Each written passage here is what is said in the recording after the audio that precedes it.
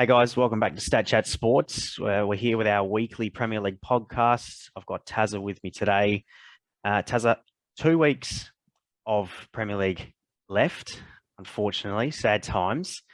We've still got a lot to play for. Title race, top four, and one spot left in relegation. It's all still to play for.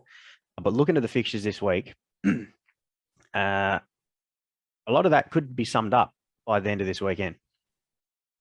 Yeah, look, I think the title race is already summed up.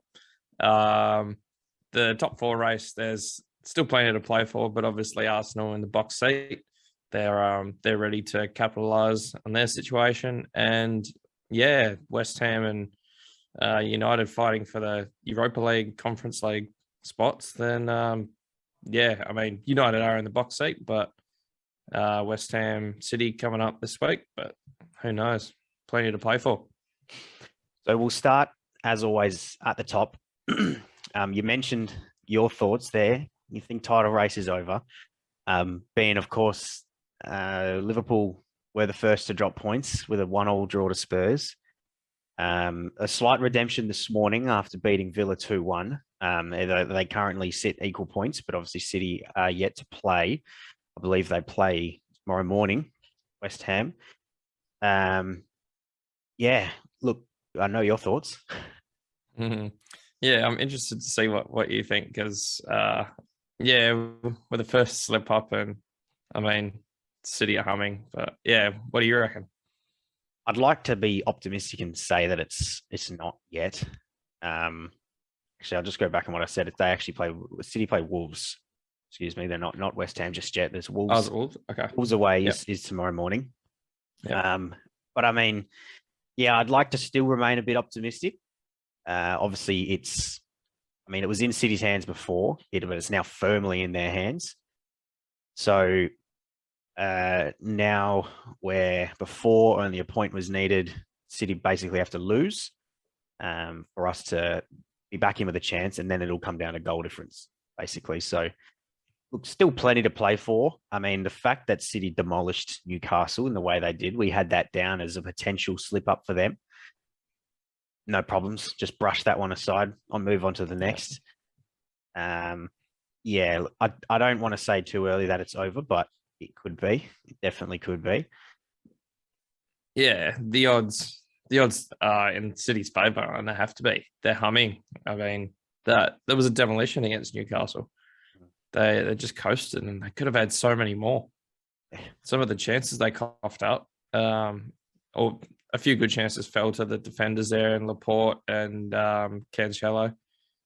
A few gilt-edged chances they would have loved to have buried, but they were irresistible there. And credit to City. I mean, Liverpool haven't been terrible. That they seem to be stumbling to the line a little bit.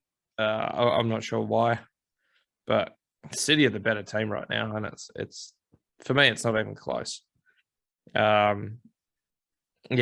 Just all credit to them, and maybe I'm just being a glass half empty kind of person, but yeah, I just don't see how they drop the points. I mean, we talked about West Ham at London Stadium. I'm pretty sure it is. I think we talked about that a few weeks ago, saying that could be a possible game. That I mean, West Ham are a decent team, and on their day they can take it up to them. But in the form that City are in, I just don't see it happening. For me, it kind of works momentum works in a strange way. Given City's exit at the Champions League, the way that it all happened, and I think it might have been Michael Owen that mentioned it. He said that's a big emotional setback for the members of the team, and that it would be hard for them to bounce back. I almost feel like Liverpool playing first and dropping points to Spurs before City played. I mean, the players would be looking at the results. So City would have known going into this game that Liverpool dropped points and that they had to capitalise. That in its own right would have given them enough of a boost for me to really go out and, trounce Newcastle the way they did. I think if City played first, not saying the same result might have happened, but go into Newcastle first before Liverpool play and drop points, given the way they exited the Champions League in the back of their mind, we could have potentially seen a slightly different result here for me. Yeah, I agree definitely. City coming into that game off the back of a Champions League loss, something that they've put so much pressure on themselves for, it would have been hard. And to not have that target in front of them, I agree. To know what needs to be done, and it's right there. I mean, basically they've been handed it on a silver platter, not handed on. It's not done, but handed the chance to really take hold of the league. Yeah, it 100% played into their hands. Yeah, and they've done so well to take it, and yeah, I'll credit to them. I suppose the only potential silver lining is the injury to Ruben Diaz. He's their best defender, hands down. He picked up the injury at Newcastle, so I believe they are quite short on centre halves in particular. I think Pep even mentioned that if he has to play Phil Foden at centre back, that's where he'll play. I think Ake is coming back from a bit of from his injury, where he might be ready to go, might not, but they're missing a key player there. But I suppose on Liverpool's side, Fabinho picked up an injury against Villa this morning. Yet to know the extent of that. But this is what we touched on it. I think it was last week that either side's potentially injuries coming in, determining what can happen. And this is two big key players for both sides missing. For Liverpool, they've got the FA Cup final and the Champions League to look forward to as well. City, obviously, main focus is the Premier League. But do you see any of those players playing a part in anything else to come? Oh, absolutely. I mean, Diaz has been huge, and at the start of the season was touted as probably the player of the year in the first half of the season. Whether that comes to fruition at this point, I'm not so sure. And Fabinho, the lighthouse, as Klopp likes to call him, he's just been a beacon of light in that midfield. He's been unreal. So 100%, these injuries could take tolls on the respective teams. Both teams have strength and depth, so I'd be pretty certain that they'd be able to cover it in some way. And I think City's draw, the game against West Ham, it's not too frightening. There's no big games there. I think they can cover the injuries pretty well. But the squads are deep enough; they'll roll through, and I think they'll be fine. Interesting to hear any thoughts in the comments, whether you think the title race is done. Tazza thinks it is. I'm holding on to a little bit of hope. We're just gonna have to watch this space at the moment because we've still got 2 weeks to go, so anything can happen there. Tazza, our top 4 race is looking like it could end this week. It was pretty much anyone to play for up until the Tottenham fixture against Liverpool. But that being said, it's now firmly in Arsenal's hands. The North London derby is this weekend, and all it'll take is a win for Arsenal, and they're guaranteed a Champions League spot. Yeah, look, I don't think this is any certainty to go down as an Arsenal win, as much as it may look that way, given the table. I mean, Tottenham took it right up to Liverpool, and if it weren't for that deflected Diaz goal, they would have got 3 points at Anfield, and it's been a damn long time since any team's done that. So, it's going to be a cracker, I reckon.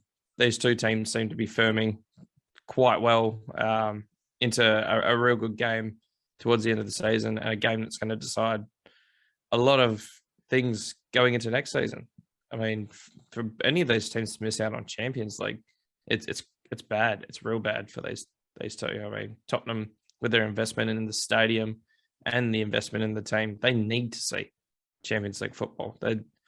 That's not a team, or it's not built for Europa League football, and neither is Arsenal, to be honest. I mean, their growth under Mikel Arteta, they need to take that next step.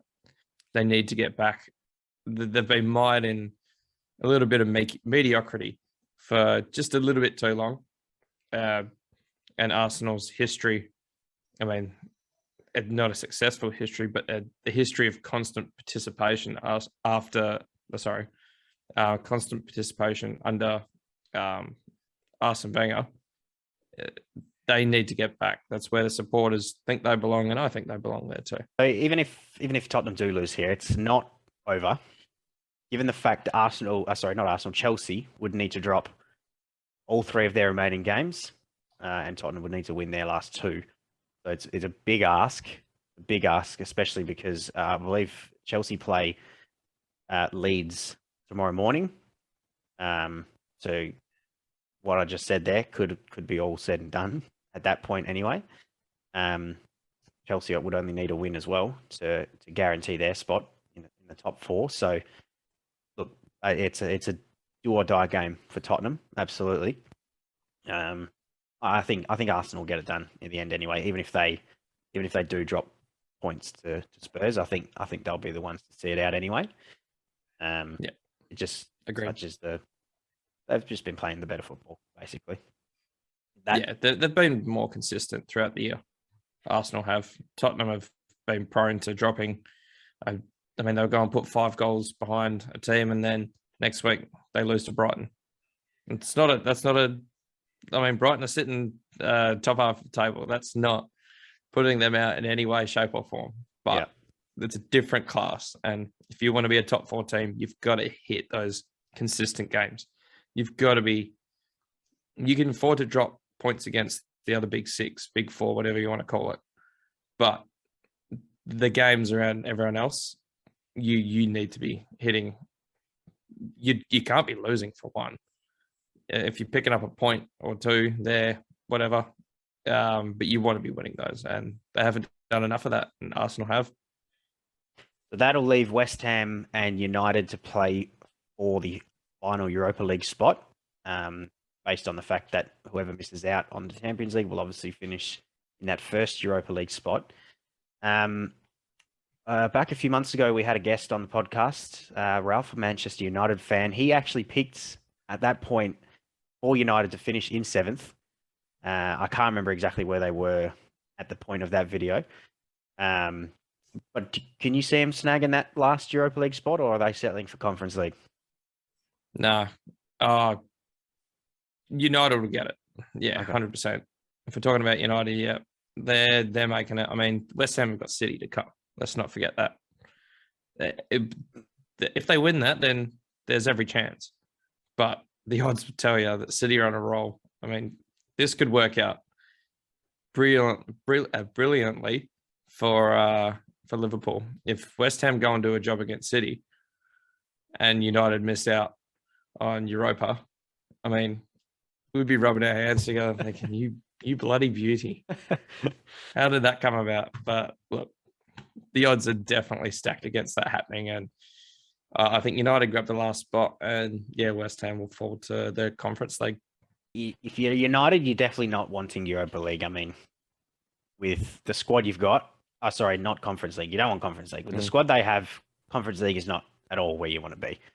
No. And I mean, I think Wolves are too far out of it to bring into the conversation to the fact that they might snag a late Conference League position. But the fact that at one stage United was touted to almost miss out on European football altogether. I mean, this is already their worst ever points tally in a season, which is not a record that they would have been looking to take here. But it's obviously the City game determines it for me. With in regards to West Ham, if they can somehow get 3 points there, then it's all to play for. But otherwise, United will be playing Europa League next season. Yeah, and that's where we talk about West Ham being possibly a dangerous opposition for City. They're not playing for. They've got something to play for. They're not just mired in the middle of nowhere, just playing out the rest of the games, trying to just get through the end of the season unscathed. They've got something real to play for here. I mean, look at what they've done in the in the Europa League this year, they'll want to have another go. They'll be absolutely humming to try and really give that another crack.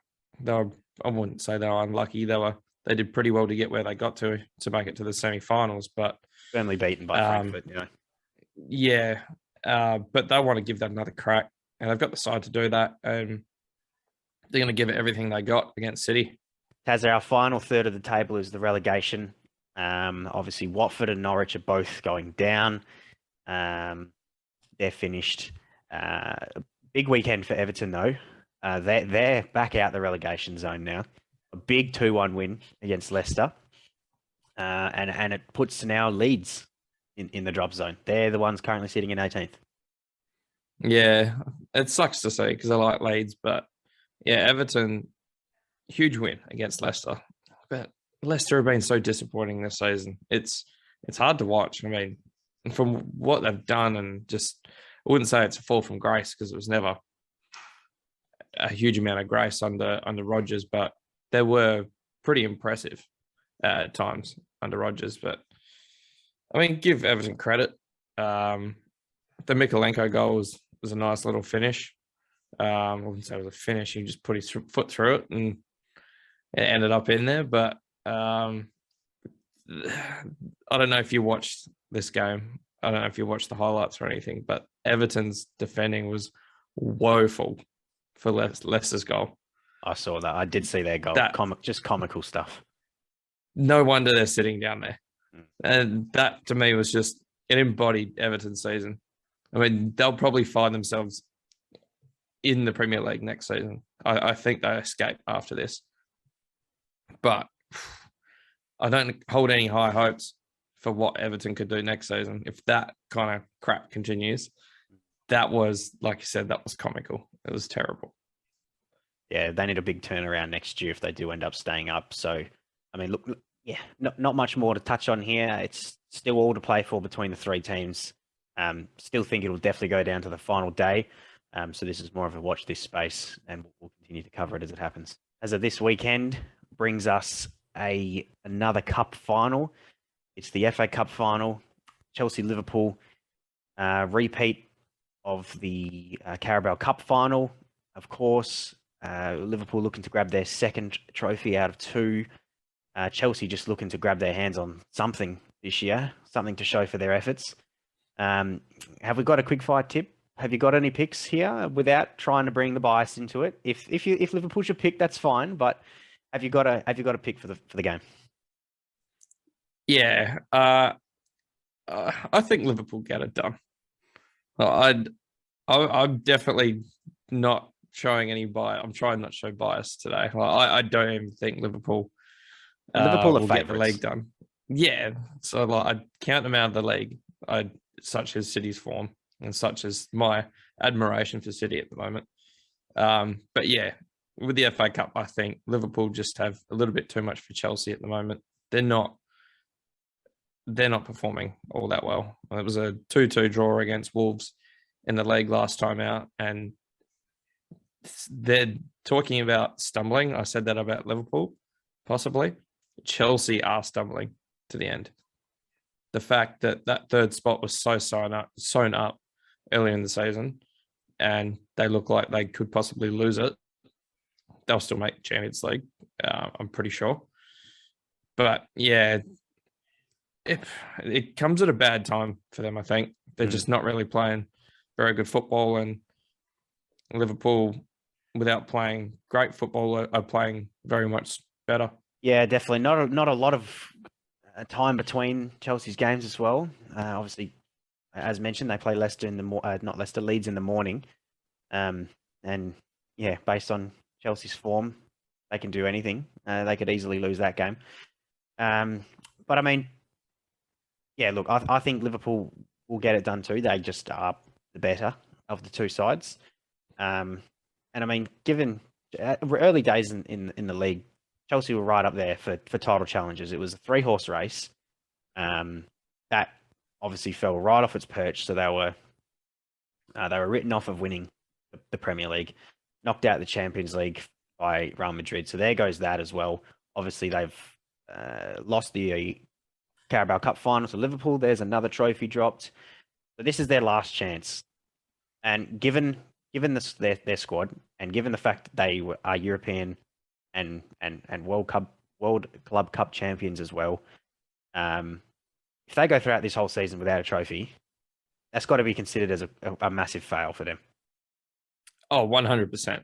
It has to be. I mean, given the investment and the players they brought into the squad, they shelled out for Lukaku to come back. I mean, it's got to be. It's a 100% a fail. I mean, FA Cup's it's a prestigious trophy. They would have been looking at trying to repeat in the Champions League at the start of the season. It was let's go for the league. Let's try and repeat in the Champions League. They'd reinforced a Champions League winning team. That's the thing. With that, you should not be going backwards, and that's exactly what they've done. So yeah, I mean, on the other side of the coin, is it a successful? Is it successful if Chelsea win?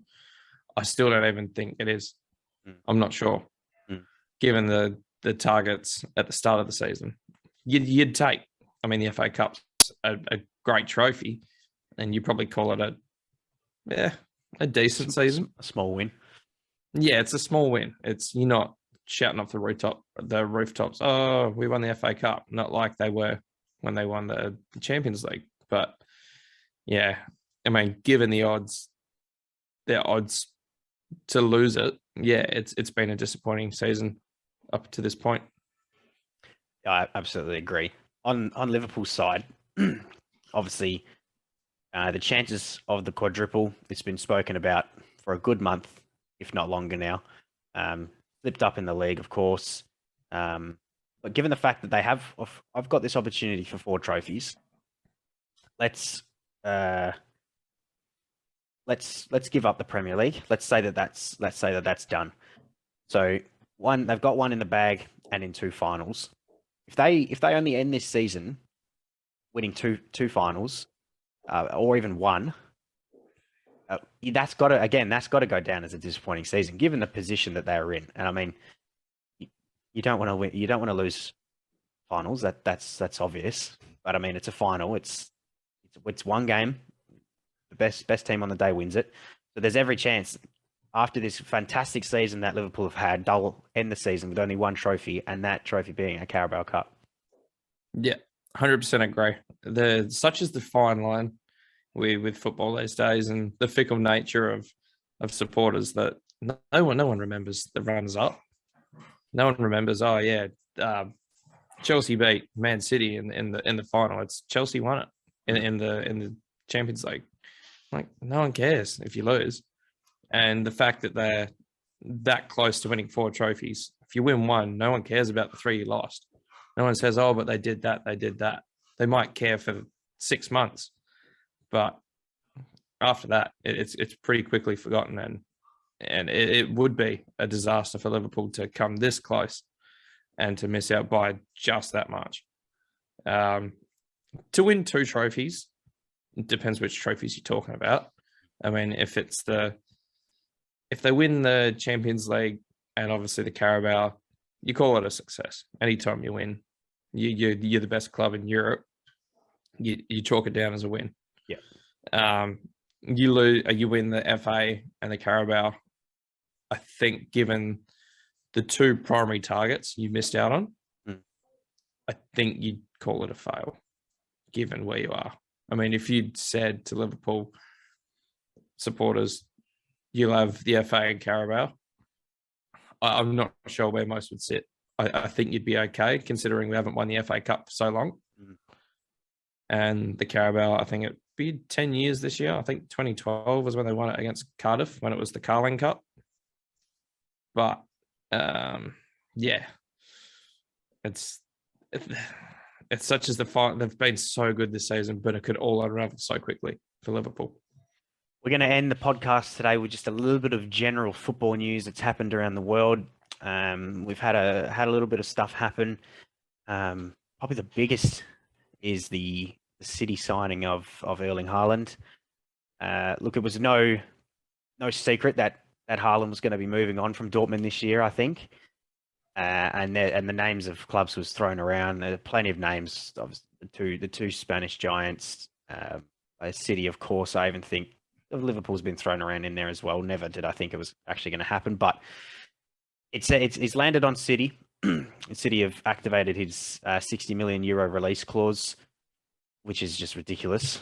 Obviously, that was set when he signed, first signed for Dortmund, but since then, no contract has been signed since to sort of increase that. So City are getting an absolute bargain here. I mean, we're talking one of the best young forwards in the league, in the world. Sorry, it's these days it's firmly debated between himself and Mbappe. Mbappe is going to leave on a free unless something happens there. But he had a bid for an upwards of 150, 160 million by Real Madrid at the start of the season, and yet Erling Haaland is leaving for only 60 million euro. It's a steal. Yeah, I struggle to see why there weren't more teams involved in that process. Whether it was a wage thing, I'm not really sure. But personally, I'd probably put Mbappe above Haaland, but I don't put him 150 million. Or like, what's the difference? What were Madrid willing to pay? It was somewhere. I think it was somewhere upwards of 150 million. Yeah, 150 to 60 euro. He's not a $90 million better player. Not at all. He's on their days. They're very comparable. I think if Haaland has no. Sorry to just jump in, but I think if Haaland has no release clause, I think he goes for 140, 150 easy. Yeah. I suppose. They're definitely a comparable player, but that release clause is absolutely screwing over Dortmund, and they probably didn't see this happening. I mean, such as his stratospheric rise. It's he was signed from Salzburg from memory. 20 million, I think to it was. Dortmund. Yeah, and I mean, it's a pretty good return on investment, but it just could have been so much better. Mm-hmm. And given the low release clause, I don't know what your opinions are, but why is it his injury history? I mean, he doesn't have the best injury history. He does seem to miss a little bit of time, so that's a little worry. But yeah, why are more teams not in for it? I mean, I don't know. I agree. I mean, they definitely could have been. I think for me, it does come down to the wage package. I think from it was either 325 or 425. It was one of those. I think it might have been 325,000 a week for him. And there's not a lot of clubs out there that can afford that. Granted, Real Madrid and Barcelona, they probably, maybe not Barcelona, but Real Madrid, no problems. They would easy. I don't know. Maybe it just came down to a preference from Haaland. I know at the start of last season, Chelsea were also interested. They turned it down because of the wage and a bit of a ridiculous request from his agent, Riola, who's obviously not here anymore, unfortunately. But yeah, I think the main reason comes down to wage. That's why Liverpool would have never signed him. Yeah. And obviously everybody knows City's position financially, so yeah, and it could have been his preference too. I think Haaland was obviously spent a bit of time in England back in the day, I think, and he is a City supporter. He has been seen in City supportive gear, so I think that does play a part. But it does baffle me that more teams went in for it.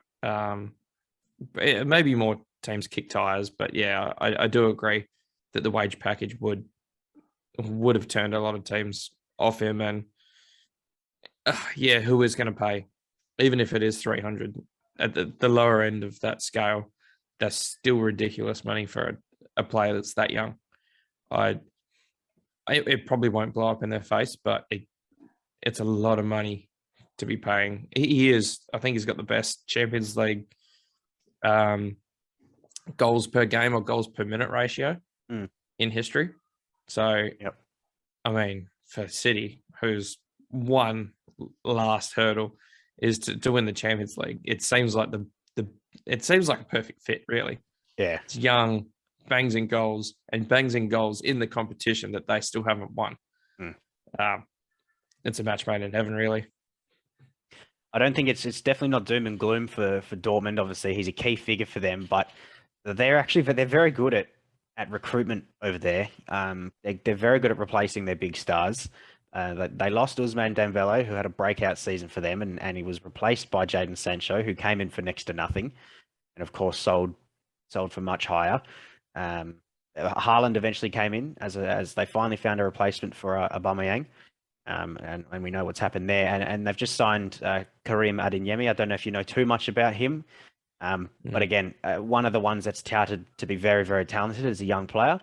I think they hopefully learnt their lesson and don't make the same mistake with him as Haaland and slap a stupid release clause on there. But they're very good at replacing their stars. Yeah, Adeyemi, he looks like a great player. He's going to, I wouldn't say maybe just yet take the same path, but he's definitely showing all the signs that he can be a great player. And hopefully Dortmund have learnt their lesson and gone 120 million straight up, release clause, don't even think about leaving for a few years, and we'll see how we go. But yeah, their recruitment's unreal, their scouting's unreal. I mean, a lot of these players were known, but probably weren't as known, and really took these players to the next level, and really helped them flourish. But yeah, Dortmund have just been crazy at doing that over the years. Let's close off with this. The Chelsea sale has finally happened. The takeover is completed. $4.25 billion buyout, purchased by a American billionaire, Todd Bowley, who's a part owner of the LA Dodgers over in the States. It's a consortium of owners, basically. There's himself, there's a Swiss billionaire, and then another American, Mark Walter, who's the majority owner of the Dodgers, and alongside Bowley also owns a share in the Lakers. So there's a lot going on there. Given the Premier League's history with owners, American owners, and owners owning other sports teams in America, is this good or bad news for Chelsea? Bad. I mean, it's probably hypocritical considering FSG own Liverpool and they've done wonderful things there, but I don't know if the US ownership of Premier League teams is growing by the season. It's just unreal. But I'm not sure if they possess the same passion that a lot of the Englishmen do. I mean, there aren't many Englishmen that own Premier League teams. I don't know the figures, if there's any. There probably are a few, but I can't say it being a great thing for Chelsea. I'm not sure they'll really invest like the supporters would want them to. I agree. They definitely won't invest the same way Abramovich has. And given the stature of the club, that's basically what needs to be maintained for them to continue to compete at the high level with the clubs. So yeah, let's see what happens.